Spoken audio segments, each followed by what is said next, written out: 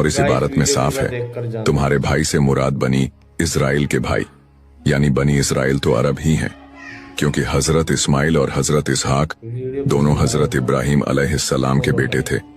इसलिए ये इशारा साफ तौर पर अरब और कुरैश की तरफ ही है, यानी तुमने जिस बच्चे को देखा वो वाकई आखिरी नबी है। तो हमारी कौम का इम्तियाज खत्म हो जाएगा, लोग उसकी तरफ दौड़ेंगे और हमें भूल जाएंगे।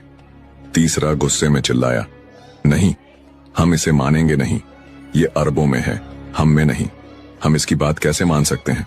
उनकी आवाजों में हसद, डर और जलन की मिलावट थी। मक्का की फजाओं में उस रोज एक अजीब सा सन्नाटा था।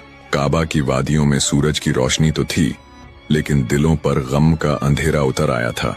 कुरैश के सरदार, काबा की चाबीदार, सब कबीलों में इज्जत रखने वाले बूढ़े शख्स हजरत अब्दुल मुत्तलिब बिस्तर मर्ज पर थे।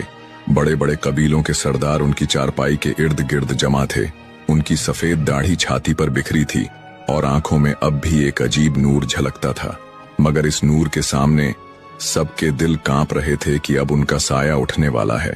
उनकी नजरों में बार बार एक छोटा सा बच्चा आ रहा था, वो बच्चा जो उनके दिल का सुकून चैन था, वही जिनके वालिद को तो उन्होंने उनकी पैदाइश से पहले ही सुपुर्दे खाक कर दिया था, और जिनकी वालिदा बीबी आमिना भी 2 साल पहले सफर मदीना में दुनिया से चली गई थी।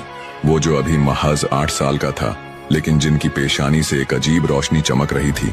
अब्दुल मुत्तलिब अपने पोते मोहम्मद सल्लल्लाहु अलैहि वसल्लम को बार बार अपने पास बुलाते, कभी उनके सर पर हाथ फेरते, कभी सीने से लगा लेते, कभी आहिस्ता से कह उठते, ये बच्चा कुछ और ही है, ये आम बच्चों जैसा नहीं।